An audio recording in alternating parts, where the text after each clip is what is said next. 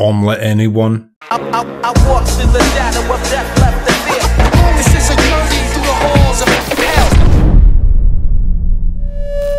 Yes, people, before we get into this episode actually, you know, sometimes when I'm recording these wacky sketches at the start, some bloopers are inevitably going to happen, so let's check out some bloopers from that intro quickly.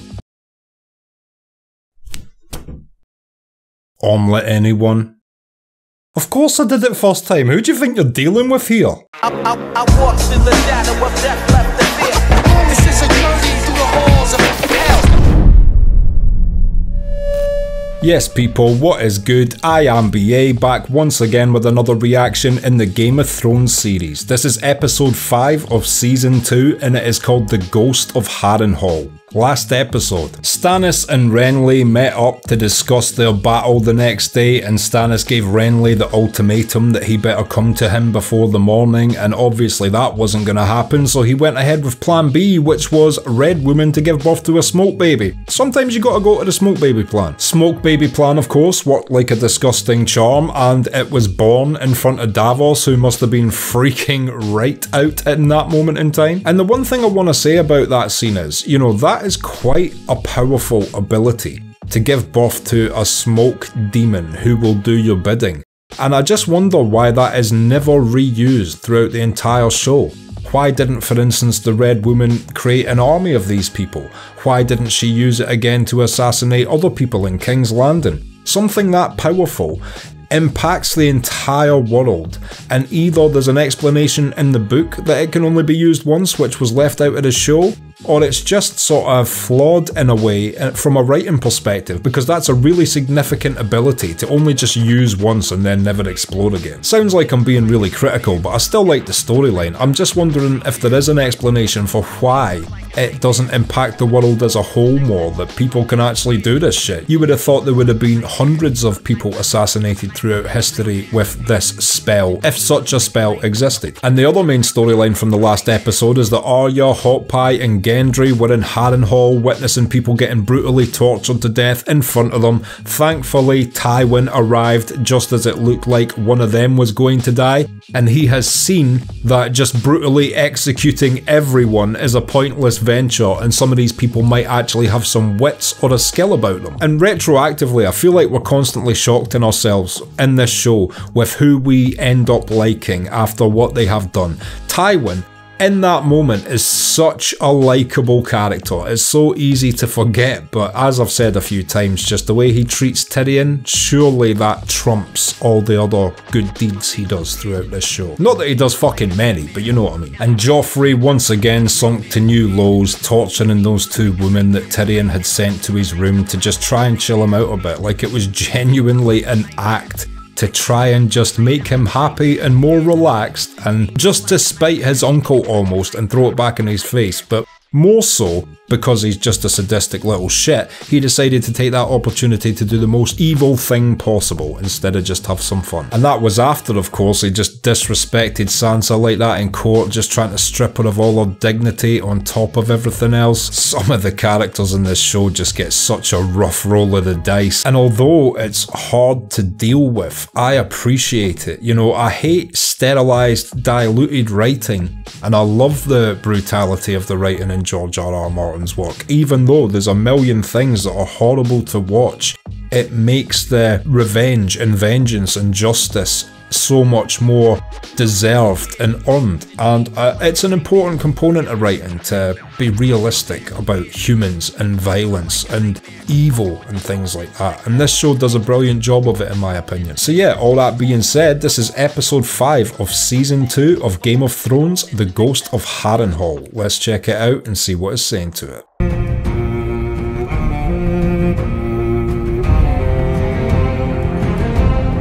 Just spilt coffee on my lap there. That's a great start to the video. I knew I should have at least wore underwear. You swear it? By the mother. My son has no interest in the Iron Throne. That would have been such a good team up as well. All Rob's guys in the north teaming up with Renly. Wow, this season makes me forget about such potential in unifications that never happened. Negotiate a peace with your brothers. Negotiate with Stannis? You heard him out there. I'd have better luck Debating the wind. You're both as stubborn as each other. If you'd have just said, you know what, how could we do that? Stannis is a stubborn man. What do you propose we say to him? You know, but he's just being stubborn in his own way and acting like he's got the moral high ground about it. And you know how smoke demons feel about moral fucking high grounds. Not too great, apparently.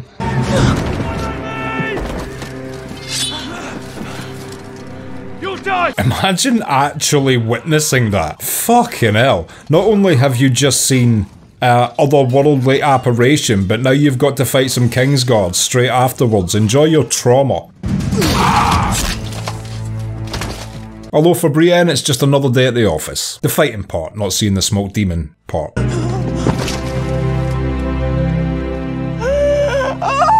She loved Renly so much. Literally the only guy that looked out for her when she was younger, and everyone else was just picking on her and stuff. I won't leave him. You can't avenge him if you're dead. Lady Catelyn's been dropping some knowledge throughout this entire scene. Sometimes I do find her opinions misguided, but in this scene she was bang on the money with everything she said.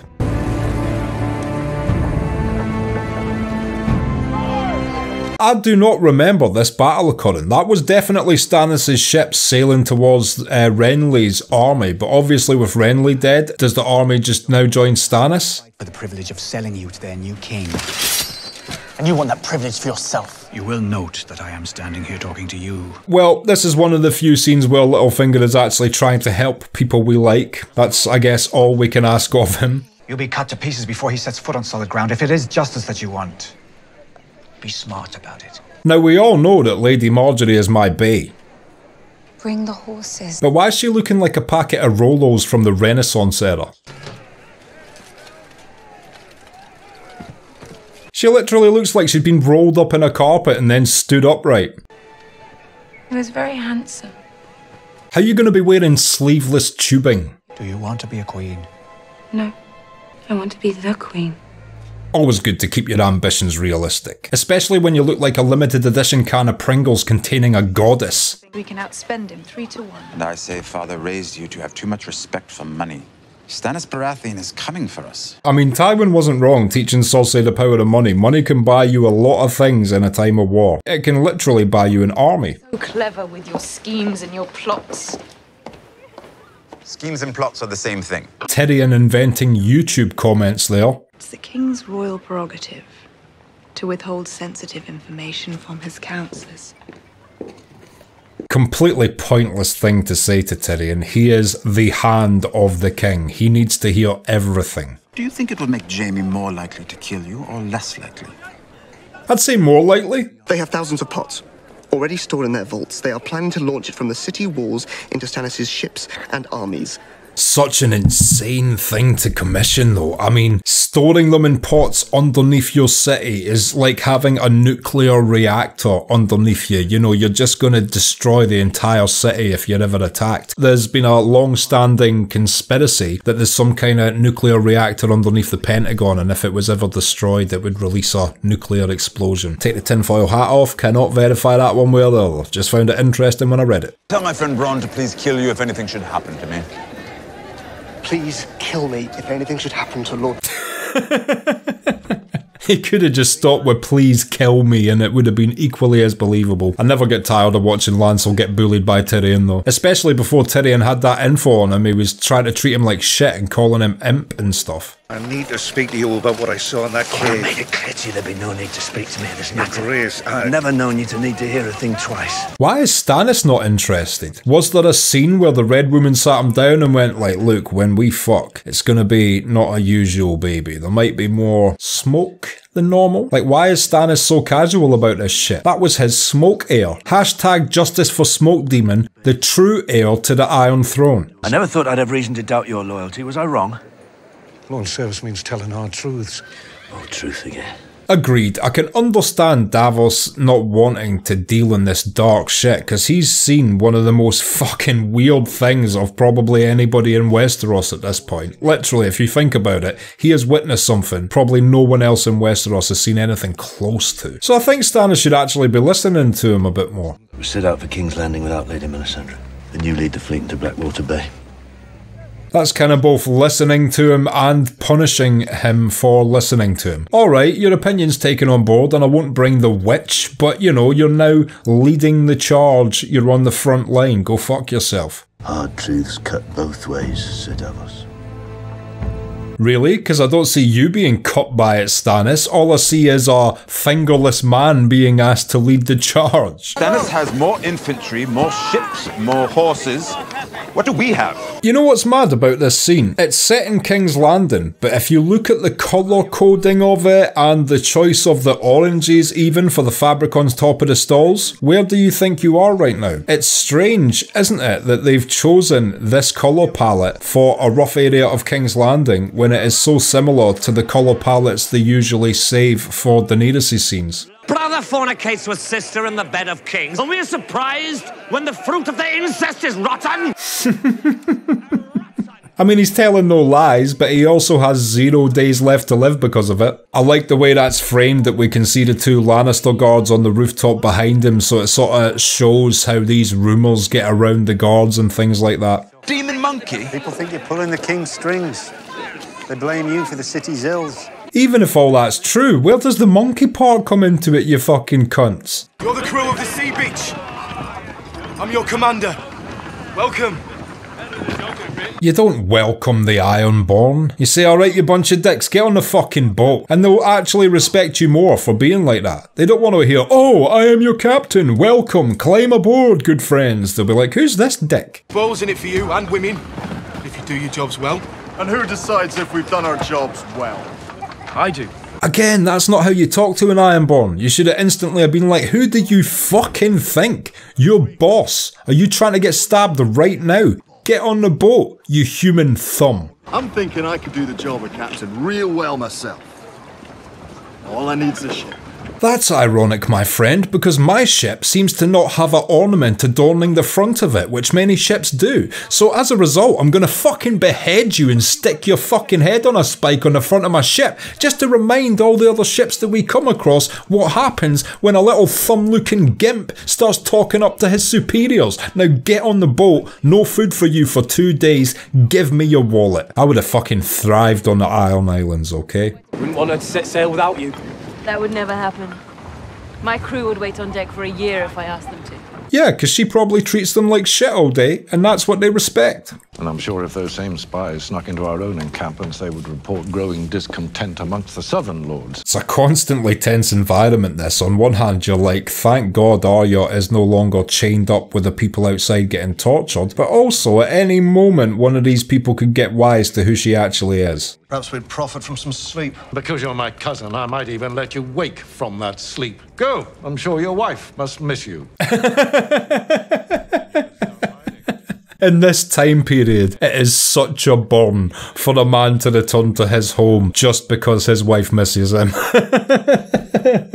And I understand, this is a different time. There are wars to be fighting. Who are the lords of Maiden Pool? Remind me. House Mouton, my lord. And what is their sigil? Charles Dance has such a good suspicious glare. You're a northerner, aren't you? Good. And one more time, where are you from? Barrington. Obviously, if he knew she was a Stark, it would be different, but I can see why he likes the idea of having a northern cupbearer. It would give him an insight into the psyche of these people. You say he rides into battle on the back of a giant direwolf. They say he can turn into a wolf himself when he wants. Now, some of that is myth, but it would have been fucking awesome if it was true. The girl says nothing. girl keeps her mouth closed. I fucking love jacking. I just gravitate towards assassins. I've loved ninjas since I was a child. I am a man-child at 40 years old, and I still love assassins. And I think I would have been a good assassin. I just couldn't kill good people. I could only kill the bad ones. And to my knowledge, you can't be really that selective with contracts if you were a contract killer. So for that reason, I chose to opt for YouTube reactions instead. But that being said, in another world, you know, BA Wick. You fetch water for one of them now. Why is this right for you and wrong for me? Yeah, exactly. They're both doing what they have to do currently to survive. You can't hate on them for it. And also, Jackin's doing it for reasons Arya doesn't even know yet. You saved me and the two I was with. You stole 3 deaths from the Red God. This is the only time we hear the God of Death be referred to as the Red God, but when he says that, it makes you think of the Lord of Light. Is that just a linguistic way to show that faceless men believe all gods are a representation of the same thing, just being metaphorical about death? A man needs a name. I don't know his name. They call him the Tickler. That is enough. So cool to have basically an assassin genie that will grant you 3 deaths, but I feel like Arya's completely wasted the first one. Yes, a guy torturing people is wrong, but he's doing it on the orders of someone who's doing it on the orders of someone who's doing it on the orders of someone of the person that you should be killing. It is possible for someone to survive out here on their own. Possible for the half-hand. Yeah, it doesn't really look like it would be the easiest place to survive in. If you've ever played a survival video game and you think, right, you look around for the closest resources, whether it's wood to make shelter or plants, etc. There's just fucking nothing anywhere. The only thing you could hope for in places like this are caves. But even then, where are you getting your food and water from? These are some beautiful shots. I wonder where they filmed this stuff. Greenland, maybe? Something like that? Thousands and thousands of years ago, the first men stood here, where we're standing. All through the long night. If they ever did a Game of Thrones in modern times, that would have a little chain round it and a tourist hut about 20 feet from it with an old lady in it selling replica coins. 1 blast is for Rangers returning. Wildlings is 2 blasts. So you gotta stand there, waiting. Yeah, if you're a special group guard in an area and you don't build your horn protocol around creating tension among your troops, you've wasted your position. Sam even blinks comically. Jon's just standing there, steely-gazed, unaffected by the snow, and Sam's standing there, acting like he's being bukkakied. Pot's falling, which means fire inside the walls, which means the poor cons trying to defend the city end up burning it down. Bronn is so correct, but he just doesn't understand that Cersei does not care about casualties on her own side as long as she will annihilate Stannis' fleet. She would be happy to kill all her men if it meant victory. But I'm with Bronn, you know, and as I said earlier, it's just like planting bombs underneath your own house. It's fucking ridiculous. Present count stands at 7,811. This guy should be on an episode of Hoarders. This is a shit idea.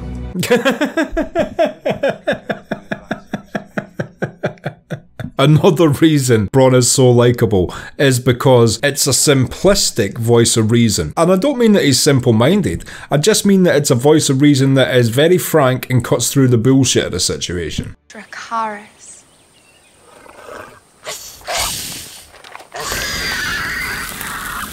It would be so fucking cool to have a pet dragon. Let him sleep, Doria. Yes, Khaleesi. Look, I know she ends up being a treacherous bitch, but this woman loves dragons. Let her play with a fucking dragon, man, before she becomes a treacherous bitch, and then, you know, revoke the dragon privileges after the treacherous bitchery. Did you see the dress Zaro had made for you? They say he's the wealthiest man in Kar. Oh, they're full of shit. Visit the night market. The Carthy night market. It's like no night market you've ever seen. I'd love to go to the Karth night market. Why are you talking about cool things that don't exist? They can pry out the gems, the rest is pure gold. Very soft. You can chop off as much as we can carry. Well, this is the downside of letting Dothraki blood riders into your city. You do gain a pretty lady with a couple dragons, but you do lose your gold, your jewels, and whatever else they want. My brother used to say... Fuck the alcohol, is this gold? On behalf of the warlocks of Karth, I welcome you. Why are you casting one of the few Scottish roles of the show and making the guy a weird fucking wizard that gets high on wine? I get it, George R. R. Martin. I see what you think of Scottish people. We're all pale, dark circled under our eyes, drinking ourselves into a stupor and taking narcotics. That's all we fucking are to you, George R. R. Martin, isn't it? Well, I'll tell you something, you fucking dick. It would be an honor to host you at the House of the Undying. You are always welcome, Mother of Dragons. I mean, you could have said it less like a guy talking directly into the void. Drink shade of the evening. It turns their lips blue and their minds soft. Yeah, tell us what else you really think about Scottish people, George. Do I know you? I know you. Jorah Mormont of Bear Island. Well, hello, side plot that goes absolutely fucking nowhere. I like your mask though. They should have brought you back just for the mask. Could have showed up at the Battle of Winterfell or something. I forget it. Dragons are fire made flesh, and fire is power.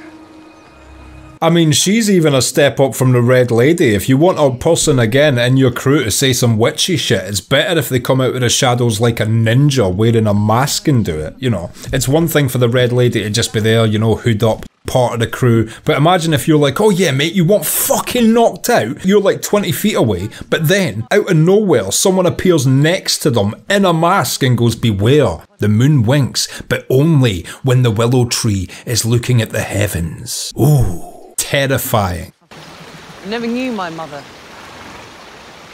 Well, I don't know if Westeros had a WNBA at the time, but that would be a decent place to start looking, I would say. You served him bravely. I only held him that once. As he was dying. Wait, I swear that's a fucking lie. Earlier in the show, she said that he fucking danced with her and held her when all the people were being cruel to her. So either you've got a short-term memory, Brienne, or you constitute holding in a very specific, really aggressive, huggy way. I vow that you shall always have a place in my home, and that I shall ask no service of you that might bring you dishonor. Again, some people would find stuff like this corny, but I fucking love oaths and nobility and honour and shit, and scenes like that are moving to me just because of the honour involved in them. I understand though if you just see that as some cheesy shit. I've known to man my flock now, only me. Do you think Rickon might be a bit special? You know what he's mirroring there? Remember that story that Tyrion tells later on in the show about their cousin who would smash beetles all day? Rickon's got some beetle smashing energy going on in this scene. How can the Lannisters strike so far north? Might be a raiding party led by the Mountain. Might be sellswords paid by Tywin Lannister. Might be a little twat who needs his dick cut off. Take the men you need. Won't take long, my lord. Well, I'm assuming it won't. They're all on horses and you're on a fucking Harley Davidson, my friend. You never heard of a three-eyed raven? Must not mean anything then. You're lying. You might be a little old, but don't you call me a liar. You are lying though, so in that case he is completely justified in calling you a liar. I don't know what made this actress go for the diagonal head thing, but it really works in adding to the eeriness of her character. I saw waves crashing against the gates, and the water came flowing over the walls. What's so interesting about this is, if he was able to decipher that metaphor, he would understand exactly what was about to happen to Winterfell. Why I find that so interesting is, it's basically being the three-eyed raven without training. All he would need to do to take that next step would be able to find someone to, or himself be able to, decipher the metaphor of what he saw, but he is already seeing the future. Maybe he didn't need to go to that tree after all. Poor Bran got hustled by some branches, and that's a lot of Brans. And that's what the wholemeal cereal said. I had something for it. It was shit, but I had something. In the chamber, ready to fire. Softest round you've ever seen, bouncing off your little forehead over there. Take that. We can't wait for them here. We're nothing but a pile of stones to protect us. You're saying we should fall back to the wall? Yeah, it's a double-edged sword, the Night's Watch attire. As I said in all the episodes, it makes them stand out against the snow, which is what they want, but when they're actually moving towards a large group of wildlings, like a fucking army size, and they're just on the edge of a completely white cliff in all black, it's asking to be attacked. I need to move fast and silent. Harker, Stone Snake, Barber. It's an interesting shopping list. Steward Snow, not a ranger. I fought and killed a white. How many rangers can say that? Yeah, in reality, he should be one of the main rangers, but it's obviously because they see even more in him than being a ranger. They see a leader in him. And he would be a good leader. Of the Night's Watch. Of the realm? No. Look how even being the hand worked out for Ned. And Jon is definitely the most similar character to Ned we have. You wanted more than you had and you took it. You're a conqueror too, you're just less ambitious. She referred to herself as an ambitious conqueror there. That's the woman I think will bring peace to the realm. Sorry, Season 8 haters. I'm going to do this the entire reaction series, yeah. I'm going to do it the entire series. I promised I wouldn't. Take it back. Take it back completely. I will. The hardest steel does not make a mark. The only thing that can open this door is this key. What's crazy about that is, that door in and of itself could only really be built by a dude who's got a lot of fucking money. So how's this guy, who's a broke hustler, even got the money to pay for such an extravagant vault door? Either that or he literally put all his savings into an impenetrable door defending nothing, which is a really admirable level of bullshittery. My mother and father never owned a pair of shoes, but marry me and I will give you the 7 kingdoms. Crazy, because you really believe him in this scene, but he is lying his ass off. 4 false kings destroying the country. To win Westeros, you need support from Westeros. Again, that's a conqueror's perspective, because she's saying, I don't give a fuck about the citizens of the place I'm going to conquer. You know, he is giving her advice on how to keep the people on her side while going there, and she's saying, fuck the people, I'll just go there and destroy everything. How was there no foreshadowing that she was ever going to turn evil again? You have a gentle heart. You would not only be respected and feared, you would be loved. Jorah being completely blinded by love there. Just like Season 8 fans, actually. Find your own ship, you only need one. The allies we need are in Westeros, not Garth. Absolutely right. Such good advice by Jorah here, and he knows Westeros more than anyone else who's one of her advisors, so she should be listening to him very closely here. You should stand side face. Huh? Side face? Yeah, you can tell he's just more used to swinging a hammer than a sword. Go up there! Don't see where he comes from! Unlucky tickler, you've just been fucking ninjured. Come on, why doesn't the entire world in unison agree with me that assassins are the fucking coolest thing of all time? Okay, and that was episode 5 of season 2 of Game of Thrones, The Ghost of Harrenhal, and I will be back in just a minute with my thoughts on that. So, The Ghost of Harrenhal, what did I think of that? I absolutely loved this episode. They're setting up things all over the place for the culmination of this season, and there's so many good storylines going on just now. Starting with Arya being the cupbearer for Tywin. Like I said during the reaction, it's a double-edged sword because she is able to get insider information at these table meetings Tywin's having now, but also at any moment someone might rumble her and recognise it as a Stark. So yeah, a really dangerous environment, but a useful one if she can just get the information while keeping a low profile. The Night's Watch are heading further north, and the Lord Commander is starting to see that, yes, I know he's trying to keep Jon locked in this position, training him to be a future Lord Commander, but in that moment in time, they need him as the skilled ranger he should be, really. So it's good to see that even the Lord Commander understands that in these times, Jon is a really good option to have as an offensive guy, not someone you want to really shack up at the wall 24/7. And rest in peace Renly Baratheon. Even Lady Catelyn could not convince him to try and have some sort of peace talk with Stannis, so the writing was on the wall. But yeah, the Smoke Demon assassination, first time you see it, an absolutely shocking event. But yeah, also as I said in the intro if you skipped it, why don't they ever use that ability again? It's a powerful spell. Why don't they just create a shitload of smoke demons and assassinate everyone they want to? You got to feel for Brienne as well. She always loved Renly. She would have done anything for Renly. To see a man murdered in front of her like that and then instantly have your own Baratheon guards turn on you, assuming you're the killer, having to flee the person you were loyally protecting to the death. Just so brutal. But also there was a little bright side to that because she then swore her loyalty loyalty to Lady Catelyn, and it's cool to see someone like Catelyn have someone as badass as Brienne now watching her back. Tyrion continuing to treat Lancel like shit is always good to see, and another crazy subplot which leads into the finale of this season is the discovery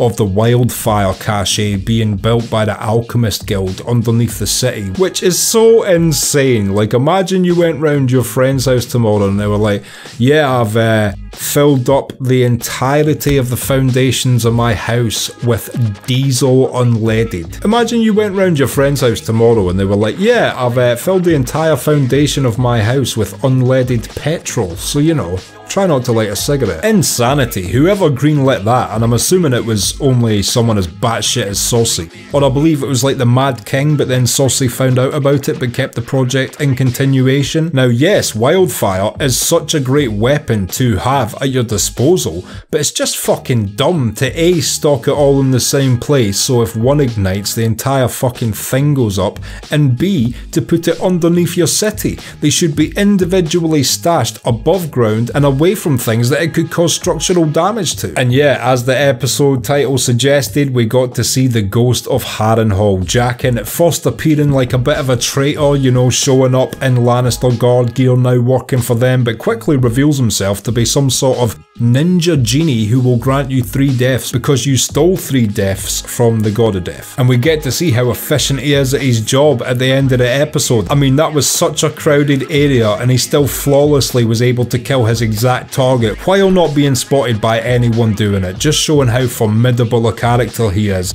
And it instantly makes you feel like Arya is safer there because she now has this guy with otherworldly abilities in comparison to the rest of the characters we see in this show. You know, whether they're sword users or dragon havers, it's all understandable, but the Faceless Men just operate on that different level where they are able to get to you. Even if you're protected by an army, a faceless man would be able to get to you, flawlessly kill you, and move out of there. I think this has been another brilliant episode. Looking forward to next week's. If you've liked this video, click like, subscribe to the channel to see more videos like this, ring the bell to be notified as to when they drop. If there's anything you want to talk about, comment down below, and share this around to anyone you think might appreciate it or want to watch these reactions along with us. My Patreon link is down in the description. If you become a patron, you get access to my blog, you get access to these reactions I put on YouTube a month and a half in advance, and you also get access to full-length versions of everything I react to. So consider becoming a patron, it helps me and my channel out so much,